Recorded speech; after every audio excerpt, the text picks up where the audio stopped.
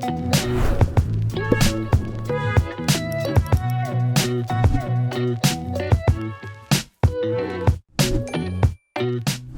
we're going to talk about something very different in my channel. We're going to talk about managing real estate property in Kenya for property owners. And I'm going to be honest because I am also one. I'm going to share the pain points. I'm going to share the challenges and contribute to the conversation because sometimes it's the ghetto. It is the ghetto, but let's dive into it. This video is for you if you are considering buying property for passive. Is it really passive income or supplementary income? This video is for you if you are a diaspora Kenyan and wondering whether real estate is a good investment for you. I am one.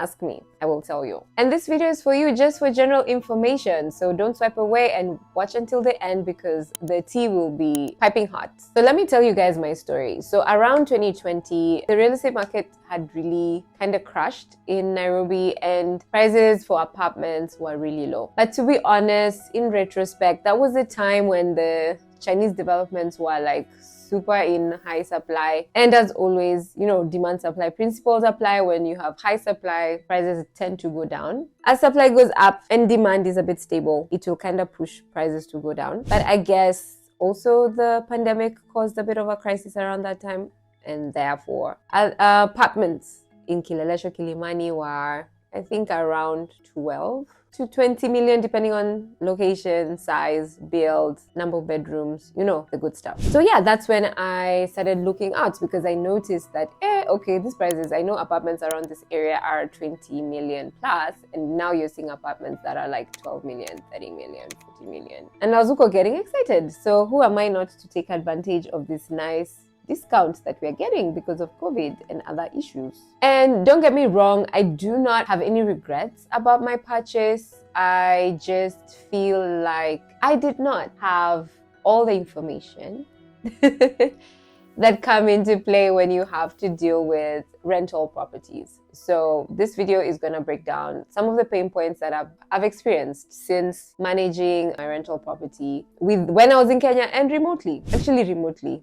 Let me just talk about remotely because I have a lot of diaspora Kenyans following me or potentially following me. So this video should be able to be a guide on whether or not, or in the decision-making process, on whether or not their investment makes sense for you. Now, the first pain point that I had or that I have with rental property managing remotely is the high turnover for tenants. The majority of the time, at max, I've had a tenant every year. Like, I just have a tenant from January to December. By December, I'm looking for another one. January, December. Consistently since I started renting the property out. And it's been, 4 years? I think it's only one tenant I had for 2 years, and then subsequently I've had one. Yeah? And it's hell when you're managing remotely. Trust me when I tell you. The beauty about it is every time I've been looking for tenants, it coincides with when I am in Kenya, which is always my December Christmas break. That is the only thing that has been my saving grace.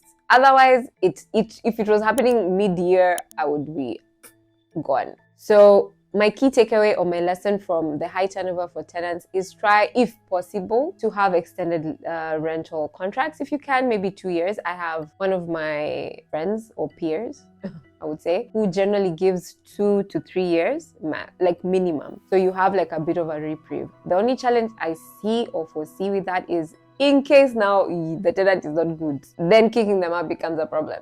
And you don't want that stress. So for me, I don't mind the 1 year because it gives both of us kind of like an assessment period for me to assess them to assess me, and for us to see whether it works out together ultimately. But you could try longer rental agreements, maybe. I'm not an expert, but you could try. And to piggyback on the tenants issue and the agreements issue, a pain point or something that I realized was going to be an issue for me, or I've had a challenge with it, is the agreements. Guys, make sure your agreements are solid.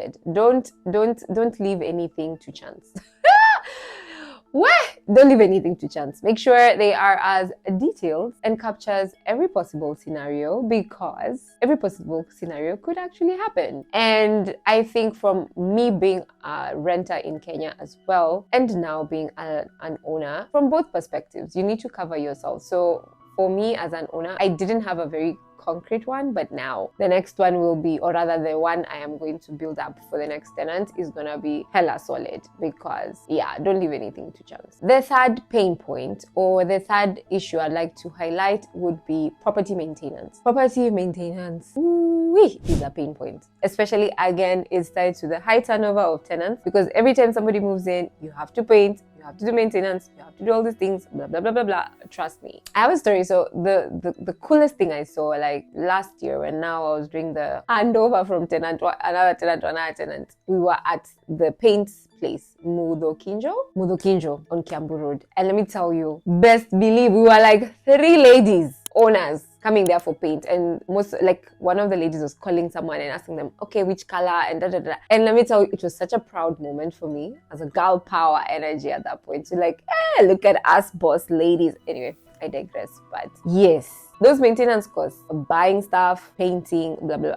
Yeah, the only thing I would recommend, or I would say from a pain point perspective or from a cost perspective, is to make sure if you're using fundis or repair people, always buy the materials yourself. That saves you a lot of money, because a lot of them mark up those materials because yeah, you don't know. So one thing I've learned, and I saw the other boss ladies do it as well, is you source out materials yourself. If it's paint, you go to Mudokinjo, and by the way, Mudokinjo is probably on the higher end.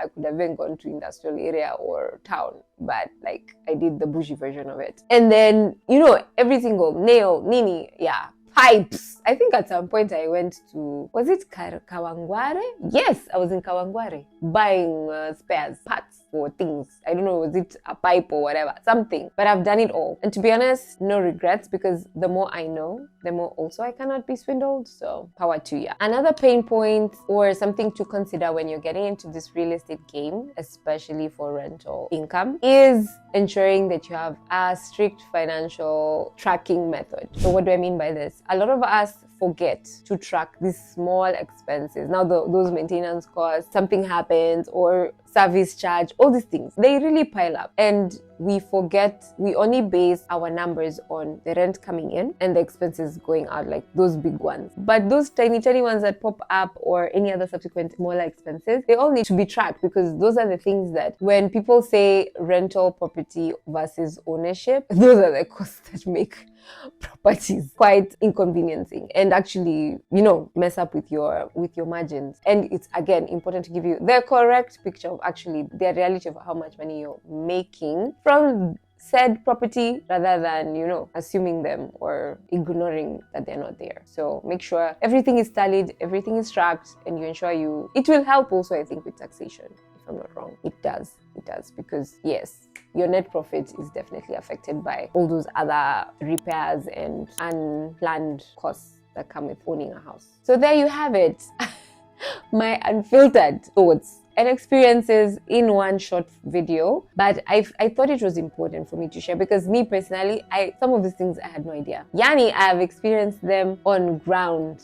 And by the way, bonus tip, if you buy an apartment, there's some hidden costs that we really don't realize that will pop up. And these are management costs that come from being in a block. So for example, currently for the apartments that I'm in, they are doing renovations and paint work. Yeah. And those ones are usually not generally incorporated in the main service charge, because those are special projects. Those ones can really rack up. Trust and believe. So anyway, basically my point is, it's not doom and gloom, but it is important to be aware of the true picture on ground of how real estate investing is in Kenya, and some of these hidden costs that will pop up on you if you're not very careful. Comment down below if you are an owner or a renter. Comment down below if you agree, disagree. Comment down below your own personal experience. And yeah, like and follow for more. And as always, if you'd like to book a one-on-one session to discuss further your own personal budgeting situation, if you want help with investing, please feel free to reach out to me and I'll be happy to support. The detail will be down below. And thank you for watching until this point.